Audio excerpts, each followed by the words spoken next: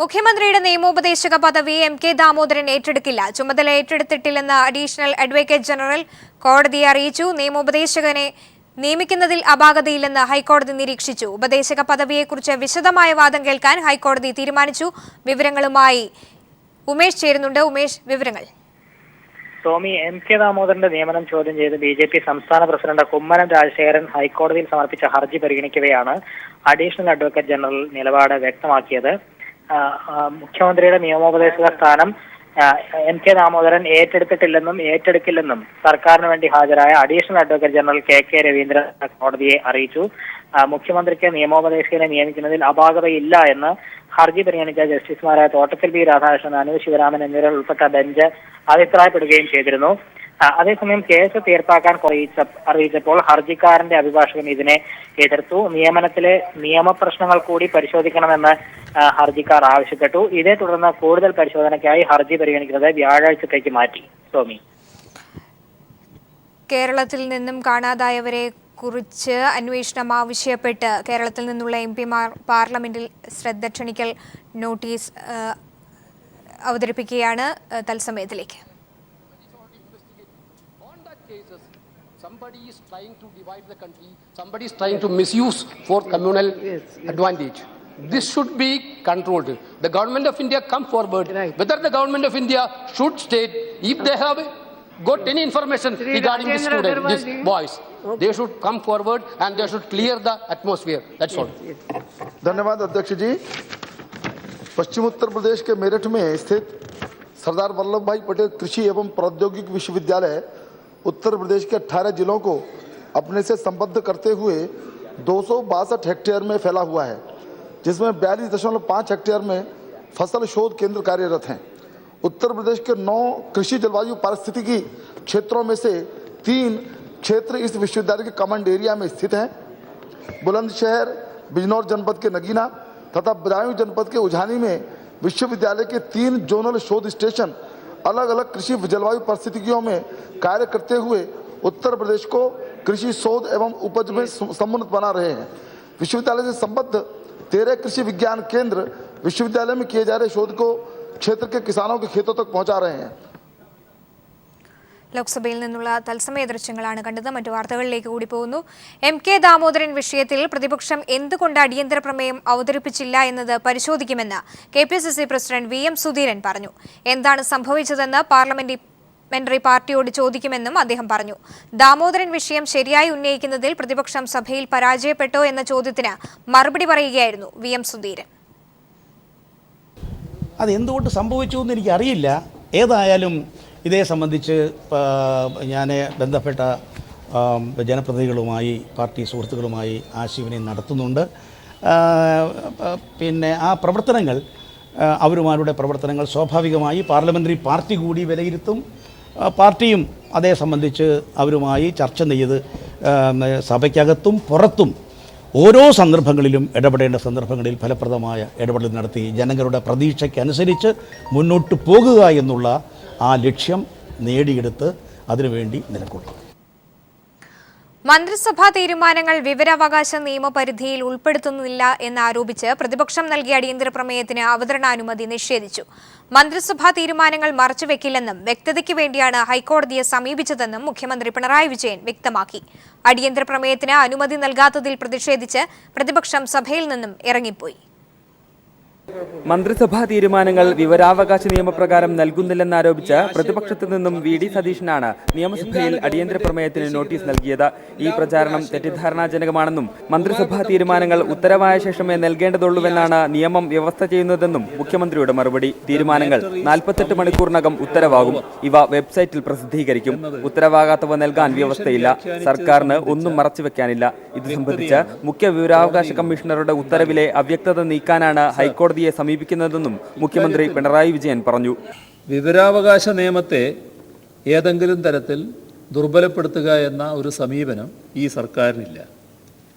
എല്ലാ അർത്ഥത്തിലും ആ നിയമത്തെ ആദരിച്ചുകൊണ്ട് തന്നെ വിവരങ്ങൾ പൊതുമണ്ഡലത്തിൽ പ്രസിദ്ധീകരിക്കാനും ജനങ്ങൾക്ക് ലഭ്യമാകുന്നതിനും സർക്കാർ പ്രതിജ്ഞാബദ്ധമാണ്. ഉത്തരവിറങ്ങിയിട്ടും പലതും മറച്ചുവെക്കുന്നതായും ഇത് ജനാധിപത്യ വ്യവസ്ഥയ്ക്ക് അപകടകരമാണെന്നും വി.ഡി. സതീശൻ. മനഃപൂർവ്വമായി തീരുമാനമെടുത്ത കാര്യങ്ങൾ കൊടുക്കാതിരിക്കാനും തീരുമാനമെടുത്ത കാര്യങ്ങൾ കൊടുക്കാനുമുള്ള ബാധ്യത ഗവൺമെന്റിനുണ്ട്. ആ ബാധ്യതയിൽ നിന്ന് ഗവൺമെന്റ് ഒഴിഞ്ഞു പോവുകയാണിത്. UDF സർക്കാരിന്റെ അവസാന കാലത്തെ തീരുമാനങ്ങൾ പുറത്തുവിടാത്തതെന്ത് എന്ന ചോദ്യത്തിന് അവ ഉപസമിതി പരിശോധിക്കുകയാണെന്നായിരുന്നു മുഖ്യമന്ത്രിയുടെ മറുപടി. സർക്കാർ ജനങ്ങളെ ഇരുട്ടിൽ നിർത്തുകയാണെന്നും ഇത് അപഹാസ്യവും പ്രതിഷേധാർഹവുമാണെന്നും പ്രതിപക്ഷ നേതാവ് രമേശ് ചെന്നിത്തല പറഞ്ഞു. തുടർന്ന് അടിയന്തര പ്രമേയത്തിന് അനുമതി നിഷേധിച്ചതിൽ പ്രതിഷേധിച്ച് പ്രതിപക്ഷം നിയമസഭയിൽ നിന്നും ഇറങ്ങിപ്പോയി. നിയമസഭയിൽ നിന്നും ജിതിൻ ചന്ദ്രൻ. മുൻ മുഖ്യമന്ത്രി വി.എസ്. അച്യുതാനന്ദനെ ഭരണപരിഷ്കാര കമ്മീഷൻ അധ്യക്ഷനാക്കുന്നതിനായുള്ള നിയമഭേദഗതി ബിൽ നിയമസഭയിൽ അവതരിപ്പിച്ചു. സബ്ജക്ട് കമ്മിറ്റി റിപ്പോർട്ട് ചെയ്ത പ്രകാരമുള്ള ബില്ലാണ് മന്ത്രി എ.കെ. ബാലൻ അവതരിപ്പിച്ചത്. ബില്ലിന്മേലുള്ള ചർച്ച സഭയിൽ പുരോഗമിക്കുകയാണ്. വിവരങ്ങളുമായി ഷീജ ചേരുന്നുണ്ട്. ഷീജ, വിവരങ്ങൾ. ടോമി, മുൻ മുഖ്യമന്ത്രിയായിരുന്ന വി.എസ്. അച്യുതാനന്ദനെ ഭരണപരിഷ്കാര കമ്മീഷൻ അധ്യക്ഷനാക്കുമ്പോൾ ഉണ്ടാകുന്ന ഇരട്ടപ്പദവി പ്രശ്നം മറികടക്കാൻ വേണ്ടിയിട്ടാണ് ഇത്തരത്തിൽ ഒരു നിയമ ഭേദഗതി ബിൽ, അത് അയോഗ്യതകൾ നീക്കം ചെയ്യൽ ബിൽ നിയമസഭയിൽ അവതരിപ്പിച്ചിരിക്കുന്നത്. സബ്ജക്ട് കമ്മിറ്റിക്ക് കഴിഞ്ഞ വ്യാഴാഴ്ച നിയമസഭയിൽ അവതരിപ്പിച്ച ബില്ല് സബ്ജക്ട് കമ്മിറ്റിക്ക് വിടുകയായിരുന്നു. തുടർന്ന് സബ്ജക്ട് കമ്മിറ്റി റിപ്പോർട്ട് വെച്ചതിന്റെ അടിസ്ഥാനത്തിലാണ് ഇന്നിപ്പോൾ സബ്ജക്ട് കമ്മിറ്റി റിപ്പോർട്ട് ചെയ്ത പ്രകാരമുള്ള 2016 നിയമ ഭേദഗതി ബില്ല് നിയമസഭയിൽ ഇന്ന് അവതരിപ്പിച്ചിരിക്കുന്നത്. നിയമമന്ത്രി എ.കെ. ബാലനാണ് ബില്ല് നിയമസഭയിൽ അവതരിപ്പിച്ചിരിക്കുന്നത്. ഇപ്പോൾ ബില്ലിന്മേലുള്ള ചർച്ച നടക്കുകയാണ്. നേരത്തെ തന്നെ സബ്ജക്ട് കമ്മിറ്റിക്ക് വിട്ടപ്പോൾ തന്നെ പ്രതിപക്ഷത്തിന്റെ ഭാഗത്തു നിന്നും വിയോജനക്കുറിപ്പും അതിൽ ഉണ്ടായിരുന്നു. പ്രതിപക്ഷത്തിന്റെ ഭാഗത്തു നിന്നും രമേശ് ചെന്നിത്തല, പി.കെ. കുഞ്ഞാലിക്കുട്ടി, ഉമ്മൻചാണ്ടി എന്നിവരായിരുന്നു വിയോജനക്കുറിപ്പ് എഴുതിയത്. അതുകൊണ്ട് തന്നെ വിയോജനക്കുറിപ്പ് രേഖപ്പെടുത്തിയവർ 3 പേരും ബില്ലിന്മേൽ സംസാരിക്കുന്നതായിരിക്കും. തുടർന്ന് ഭരണ പ്രതിപക്ഷത്തു നിന്നും ഓരോരുത്തർ വീതവും ഈ ബില്ലിന്മേൽ സംസാരിക്കും. ഇതിനുശേഷമാകും വോട്ടിനിട്ട് ബില്ല് സഭ പാസാക്കുക. ഷീജയാണ് വിവരങ്ങൾ നൽകിയത്. മലപ്പുറം കുറ്റിപ്പുറത്ത് 2 പേർക്ക് കോളറ സ്ഥിരീകരിച്ചതായി ആരോഗ്യമന്ത്രി കെ ശൈലജ നിയമസഭയിൽ. രോഗപ്രതിരോധ പ്രവർത്തനങ്ങൾ ഊർജിതമാക്കിയതായി മന്ത്രി അറിയിച്ചു. 600 സ്ക്വയർ ഫീറ്റിൽ താഴെയുള്ള വീടുകൾക്ക് നികുതി ഏർപ്പെടുത്തുന്ന കാര്യം ആലോചിക്കാമെന്ന് തദ്ദേശ സ്വയംഭരണ വകുപ്പ് മന്ത്രി കെ.ടി. ജലീൽ ചോദ്യോത്തരവേളയിൽ പറഞ്ഞു. മലപ്പുറം കുറ്റിപ്പുറം പ്രാഥമികാരോഗ്യ കേന്ദ്രത്തിൽ കഴിഞ്ഞ ദിവസം ചികിത്സ തേടിയെത്തിയ 2 പേർക്ക് കോളറ സ്ഥിരീകരിച്ചതായി ആരോഗ്യമന്ത്രി കെ ശൈലജ നിയമസഭയിൽ ചോദ്യോത്തരവേളയിൽ പറഞ്ഞു. കുറ്റിപ്പുറം CHCയിൽ 17/7/2016 ചികിത്സ തേടിയവരിൽ 2 പേരെ കിടത്തി ചികിത്സിക്കുകയും 4 പേരെ നിരീക്ഷണ വിധേയരാക്കുകയും ചെയ്തിട്ടുണ്ട്. റിപ്പോർട്ട് ചെയ്ത വയറിളക്ക രോഗങ്ങളിൽ 2 പേർക്ക് കോളറ രോഗം ലബോറട്ടറി പരിശോധന വഴി സ്ഥിരീകരിച്ചിട്ടുണ്ട് സർ. ഇതു സംബന്ധിച്ച് ജില്ലാ മെഡിക്കൽ ഓഫീസറുടെ നേതൃത്വത്തിൽ അന്വേഷണം നടത്തിയതായും വൃത്തിഹീനമായ ഹോട്ടലിൽ നിന്ന് ഭക്ഷണം കഴിച്ചതിലൂടെയാണ് രോഗം ബാധിച്ചതെന്ന് വ്യക്തമായതായും മന്ത്രി അറിയിച്ചു. കുറ്റിപ്പുറം നഗരത്തിലെ മാലിന്യ നിർമ്മാർജ്ജന പ്രവർത്തനങ്ങൾ ഊർജിതമാക്കാനും അണുബാധ സംശയിക്കപ്പെടുന്ന പൊതുജല വിതരണ പദ്ധതികൾ പരിശോധിക്കുമെന്നും ആബിദ് ഹുസൈൻ തങ്ങളുടെ അടിയന്തര ചോദ്യത്തിന് മറുപടിയായി ആരോഗ്യമന്ത്രി വ്യക്തമാക്കി. 660 സ്ക്വയർ ഫീറ്റിന് താഴെയുള്ള വീടുകൾക്ക് നികുതി ഏർപ്പെടുത്തുന്ന കാര്യം സർക്കാർ ആലോചിക്കുമെന്ന് തദ്ദേശ സ്വയംഭരണ വകുപ്പ് മന്ത്രി കെ.ടി. ജലീൽ പറഞ്ഞു. തദ്ദേശ സ്ഥാപനങ്ങളുടെ തനതു വരുമാനം വർദ്ധിപ്പിക്കുന്നതിന്റെ ഭാഗമായാണ് ഇക്കാര്യം പരിഗണിക്കുന്നത്. വിഴിഞ്ഞം തുറമുഖ പദ്ധതിയുടെ ഭാഗമായ പുനരധിവാസ പാക്കേജിൽ നിന്നും നഷ്ടപരിഹാര തുക ലഭിക്കാനുള്ള 512 പേർക്ക് ഈ മാസം തന്നെ തുക നൽകുമെന്ന് തുറമുഖ വകുപ്പ് മന്ത്രി കടന്നപ്പള്ളി രാമചന്ദ്രൻ നിയമസഭയെ രേഖാമൂലം അറിയിച്ചു. നിയമസഭയിൽ നിന്നും ജിതിൻ ചന്ദ്രൻ. LDF യോഗം ഇന്ന് തിരുവനന്തപുരത്ത് ചേരും. വൈകിട്ട് 4-ന് AKG സെന്ററിലാണ് യോഗം. സർക്കാരിന്റെ പ്രവർത്തനങ്ങൾ യോഗം വിലയിരുത്തും. ബോർഡ് കോർപ്പറേഷൻ വിഭജനം സംബന്ധിച്ചും യോഗം ചർച്ച ചെയ്യും. കഴിഞ്ഞ LDF സർക്കാരിന്റെ കാലത്ത് കൈകാര്യം ചെയ്തിരുന്ന സ്ഥാനങ്ങൾ തന്നെയാകും ഘടകകക്ഷികൾക്ക് നൽകുക. ചില സ്ഥാനങ്ങൾ വെച്ചുമാറുന്നത് സംബന്ധിച്ച് നേരത്തെ ഘടകകക്ഷികൾ തമ്മിൽ ചർച്ച നടത്തിയിരുന്നു. ഇക്കാര്യവും യോഗം ചർച്ച ചെയ്ത് അന്തിമ തീരുമാനം കൈക്കൊണ്ടേക്കും. തുർക്കിയിൽ ലോക അത്ലറ്റിക് മീറ്റിൽ പങ്കെടുക്കാൻ പോയ ഇന്ത്യൻ സംഘം തിരിച്ചെത്തി. മലയാളികൾ ഉൾപ്പെടുന്ന ഇന്ത്യൻ സംഘമാണ് തിരിച്ചെത്തിയത്. ദില്ലിയിൽ മടങ്ങിയെത്തിയ 44 അംഗ സംഘത്തിൽ 13 മലയാളികളാണുള്ളത്.